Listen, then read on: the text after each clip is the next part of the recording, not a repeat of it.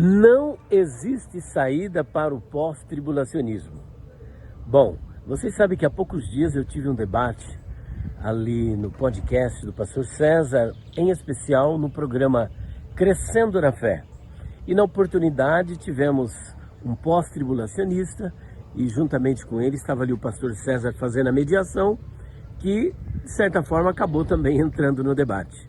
E eu apresentei um texto que eles procuram costurar daqui, costurar dali, para tentar sair desta questão tão polêmica, que foi justamente a passagem de Hebreus 12 e 14. Estou olhando aqui porque os gansos acabaram de mergulhar na água, onde diz o seguinte: segui a paz com todos e a santificação, sem a qual ninguém verá o Senhor.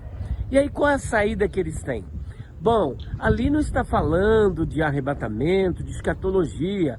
Ali é vida de comunhão, de intimidade com Deus e coisa e tal. Mas não tem nada a ver com o momento final. Então a pergunta que eu fiz naquele momento foi a seguinte: quando veremos o Senhor? Por ocasião do arrebatamento. Olha, se é por ocasião do arrebatamento que nós veremos o Senhor, como esse texto não pode ser escatológico? É claro que ele é escatológico, porque é por ocasião do arrebatamento que nós veremos o Senhor. Segundo desculpas que eles tentaram arrumar para poder se sair desta pergunta que é complicada e difícil para o pós-tribulacionista. Mas o Senhor ali é Deus.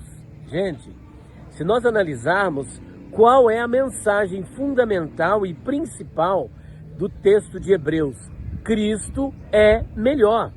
Hebreus gira em torno da pessoa do Senhor Jesus Cristo, visto que os judeus estavam querendo abandonar ao Senhor Jesus Cristo por conta e voltar para a lei de Moisés. E querendo voltar para a lei de Moisés, o autor diz: olha, Cristo é melhor, o pacto é melhor, Jesus é maior do que os anjos, é maior do que Abraão, é maior do que Moisés, é maior do que os profetas, enfim, é maior do que todos. A sua aliança é uma aliança que não foi selada com sangue de bodes ou de ovelhas, mas com o sangue do próprio Senhor Jesus Cristo. Portanto, a ênfase, o protagonista da Epístola aos Hebreus é o Senhor Jesus Cristo. Majoritariamente, todas as passagens fazem alusão ao Senhor Jesus Cristo. Então, ali nós veremos o Senhor Jesus Cristo por ocasião do arrebatamento. Agora, o que ocorre? Nós colocamos este texto em contraste com qual? Em contraste com Apocalipse capítulo 1, versículo 7, que está escrito assim: eis que é vindo com as nuvens, e todo olho o verá. Ora, se todo olho o verá em Apocalipse 1:7, como é que nós harmonizamos Hebreus capítulo de número 12, versículo de número 14, visto que Hebreus 12:14 está dizendo o seguinte: sem santificação, sem andar na presença de Deus, sem viver em comunhão com Deus, sem a santificação, sem ser separado para Cristo, jamais o veremos. Portanto, para que alguém possa ver o Senhor Jesus, é necessário estar em comunhão com Ele e andando com Ele. Então fica uma gritante contradição. Agora, como escapar desta contradição? Somente confessando que a volta de Jesus se dará em dois eventos. O primeiro evento será o arrebatamento, quando então somente os salvos, somente a igreja verá o Senhor Jesus. E aí acaba o problema. Graça e paz, pastor Jaime. Existe mesmo contradição entre a única vinda de Cristo com Hebreus 12:14? Desde já agradeço pela sua atenção. Graça e paz. Não, irmão Eliel, esta é mais outra grande forçação de barra do pastor pré-tribulacionista Elias Soares, conforme veremos a seguir. Olá, graça e paz. Quem não me conhece, eu sou o escatologista Jaime Dias da Silva, de Curitiba, Paraná. representa a vertente pós-tribulacionista RB, que significa revelação bíblica, cuja pregação difere em alguns pontos do pós-tribulacionista sistemático. Entretanto, eu gostaria de mostrar aqui que o pastor Elias Soares é um grande manobrista da palavra de Deus, o qual não mede esforço para torcê-la a favor da sua teoria pré-tribulacionista. Então vamos ao texto proposto por ele, que diz assim: segui a paz com todos e a santificação, sem a qual ninguém verá o Senhor. Porém, antes de prosseguirmos, gostaria que os irmãos conhecessem primeiro a atuação dos pré-tribulacionistas, que querem a todo custo encontrar base bíblica para sua teoria descabida de uma vinda de Jesus em duas fases e de um arrebatamento secreto da igreja.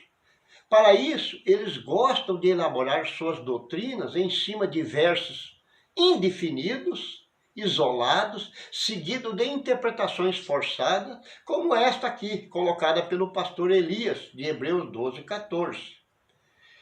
Porém, conforme veremos no decorrer desse estudo, ele não conseguiu e tampouco conseguirá o seu intento. Usando parte deste verso, que diz assim, sem a qual, que é a santificação, ninguém verá o Senhor, o pastor Elias o confrontou com outros dois versos antagônicos, que fala da única vinda de Jesus em glória, pregada por nós, pós-tribulacionistas, onde está escrito que todo olho o verá. Referência bíblica, Mateus 24:30 e Apocalipse 1:7. O pastor também aludiu uma contradição entre ambos os versos. Entretanto, diante desta falsa contradição criada por ele, nos desafiou os pós-tribulacionistas dizendo que nós não podíamos encontrar saída para a sua pregação pré-tribulacionista. Porém, que não seja por isso, pastor Elias. A nossa resposta será dada mediante as Escrituras, baseado em 3 pontos diferentes. Primeiro ponto: quem é o Senhor da mensagem de Hebreus 12:14? Segundo ponto: quando é que os santificados verão o Senhor Deus em toda a sua glória? Terceiro ponto: quando e onde os que não são santificados não verão o Senhor? Vamos para o primeiro ponto. Quem é o Senhor referido na mensagem de Hebreus, que diz: segui a paz com todos e a santificação, sem a qual ninguém verá o Senhor? Hebreus 12:14. Ora, sendo Deus o Pai, Senhor, sendo também Deus o Filho, Rei dos Reis, Senhores dos Senhores, Apocalipse 19:11, qual desses dois senhores é que o autor dos Hebreus está se referindo na sua mensagem? Na opinião do pastor Elias, essa primeira colocação, ele afirmou que o Senhor citado aqui em Hebreus 12:14 não é Deus. Diz que isso é desculpa nossa do pós. Mas ele diz que é o Senhor Jesus, o Filho, baseado apenas na sua interpretação particular, sem citar nenhum verso sequer. Ele diz que o Filho tem a primazia em todo o livro dos Hebreus. Tá? Diz que o Filho é superior em tudo no livro dos Hebreus. Apoiado neste primeiro erro, ele também fez uma segunda colocação, completamente sem nenhuma base bíblica, dizendo que esse tema não é doutrinário, mas escatológico. Entretanto, essas duas colocações infelizes dele, além de serem tendenciosas a favor do pré-tribulacionismo, também não passam de desculpas esfarrapadas, pois, na verdade, que a obra de Jesus Cristo no livro dos Hebreus é superior. Pois está escrito, agora alcançou ele ministério tanto mais excelente como é mediador do melhor concerto que está confirmado em melhores promessas. É evidente, mas está relacionada com a obra da lei, ela é superior às obras da lei. Ele é mediador do melhor concerto, seu sangue é superior ao sangue dos animais, tal. Porém, no quesito salvação, e não no quesito senhorio, soberania de Deus. Pois o Senhor Deus, o Pai sempre foi e continua superior ao Filho, não somente no livro de Hebreus, mas também em qualquer situação passada, presente e futura. Está vendo aqui que você deu uma resposta usando um assunto completamente diferente do que nós estamos tratando aqui. O assunto que você respondeu foi um assunto referente à aliança, a concerto. E para provar que Hebreus 12, o contexto dele está relacionado com o senhorio de Deus, que você não mencionou aqui porque ia contra a tua teoria, né? Vamos ler lá então o que está escrito. Já vós esquecesse da exortação que argumenta convosco como filho? Filho meu, não despreze a correção do Senhor. Quem que é o Senhor aqui? É Deus. Não desmaie quando por eles fores repreendido. Porque o Senhor, Deus, corrige ao que ama e açoita qualquer que recebe por filho.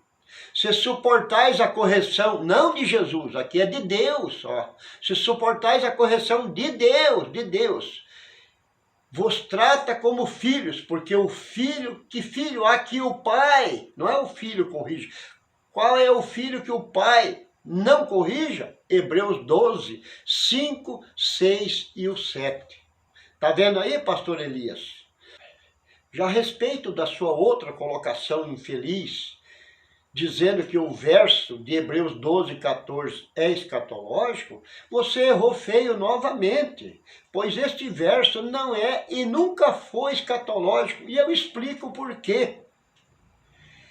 Essa colocação, pastor Elias, é característico de quem não sabe interpretar as profecias na sua forma temporal e modual, como nos ensinou Salomão em Eclesiastes 8:6, que para todo propósito Deus tem um tempo e um modo. Não se conjugam a profecia só no modo, como também não só no tempo dela, tem que conjugar no tempo e no modo. Por isso é que você acabou atropelando o tempo e o modo do cumprimento dessa profecia, ao querer trazê-la para o tempo do seu arrebatamento secreto, antes da grande tribulação, invertendo também os personagens e suas manifestações, desprezando Deus em toda a sua glória, que somente será visto pelos santos 1000 anos na frente, e colocando Jesus em sua vinda como se fosse arrebatamento secreto. Ora, segunda pergunta, quando que os santificados verão o Senhor em toda a sua glória? Embora os santos do Antigo Testamento e do Novo Testamento tenham visto Deus em sua glória, tais como Abraão, Jacó, Moisés, Salomão, etc., uns de forma de anjo, outros em visões. Entretanto, Deus em toda a sua glória jamais foi visto por ser humano algum, conforme diz as Escrituras. Ninguém jamais viu Deus. Se nós amarmos uns aos outros, Deus está em nós, e nós é perfeito o seu amor. 1 João 4,12. Sabe por que Deus nunca foi visto por ser humano algum, pastor Elias, em toda a sua glória? Repito, em toda a sua glória. Porque o tempo previsto do cumprimento desse evento, anunciado aqui em Hebreus 12, 14, se dará somente na eternidade, no novo céu, na nova terra e na nova Jerusalém. quando o Senhor Deus houver concluído toda a sua obra da criação. Nesse dia, todos os santos salvos, juntos, tanto da dispensação adâmica anterior, quanto da dispensação incorruptível e milenar, verão o Senhor em toda a sua glória, conforme a Escritura. Leiamos. Elevou-me em espírito a um grande alto monte, e mostrou-me a grande cidade, a Santa Jerusalém, que de Deus descia do céu. Presta atenção, pastor Elias. E tinha a glória de Deus. E a sua luz era semelhante a uma pedra preciosíssima, como a pedra de jaspe, como cristal resplandecente. E ali nunca mais haverá maldição contra alguém, e nela estará o trono de Deus e do Cordeiro, e os seus servos os servirão. E verão o seu rosto, aqui que se cumpre Hebreus 12, 14, pastor Elias.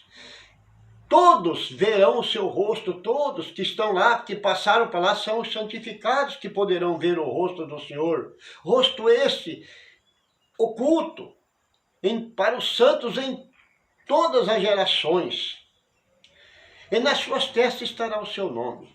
E ali não haverá mais morte. Não necessitarão de lâmpada, e nem de luz do sol, porque o Senhor Deus os alumia. E reinarão para todo sempre. Apocalipse 21, 10, 1. E o 22, 3, 4 e o 5. Quando eu disse, pastor Elias, que Hebreus 12, 14 não é escatológico, é porque nesse tempo todos os eventos do fim já estarão sido cumpridos. Já passou a grande tribulação, já passou as pragas das trombetas, já passou as 7 taças da ira de Deus, já passou a batalha do Armagedon, já passou o milênio. Tudo isso passou, tudo relacionado com a escatologia passou. E não sou eu quem diz isso só, pastor Elias. O próprio Senhor Deus é quem diz. Está lá escrito em Apocalipse 21, 4. Já as primeiras coisas são passadas. Passou, pastor Elias. Outra coisa que eu quero mostrar para a sua pessoa. Você sabe por que esse verso de número 5 está escrito no singular? Uma vez que há 2 senhores sentados em 2 tronos diferentes, por que a Escritura diz neste verso, e verão o seu rosto no singular?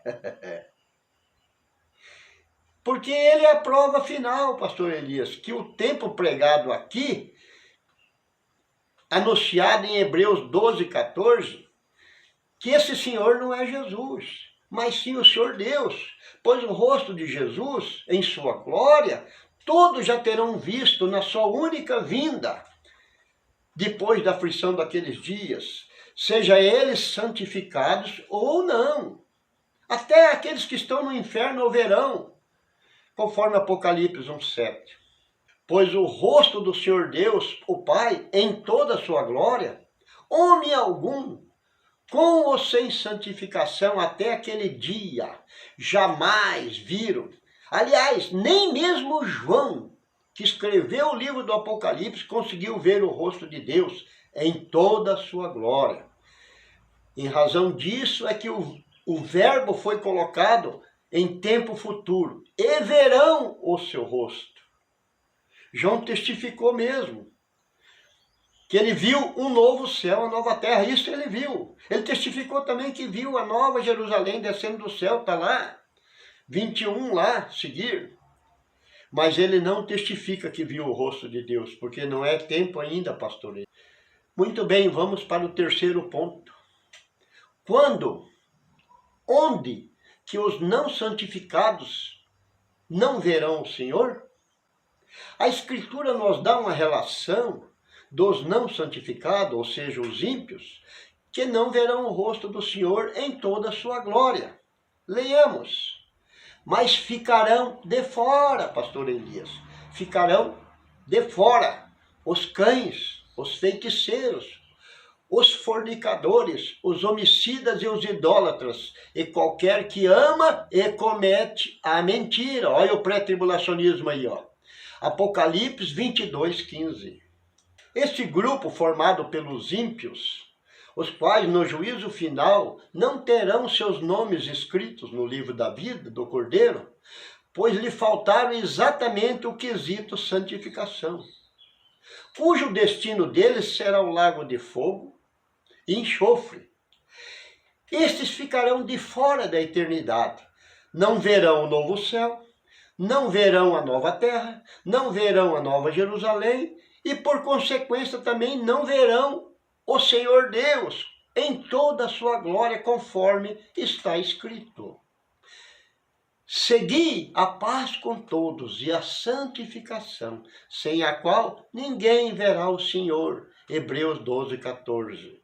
Este é o verdadeiro sentido desse verso, pastor Elias, no seu tempo e no seu modo, sem forçação de barra pré-tribulacionista, sem indução, fazer as pessoas pensar errado, ainda jogar pedra contra o pós-tribulacionismo, sem nenhum fundamento bíblico, pastor. Portanto, pastor Elias, está aí a tua resposta.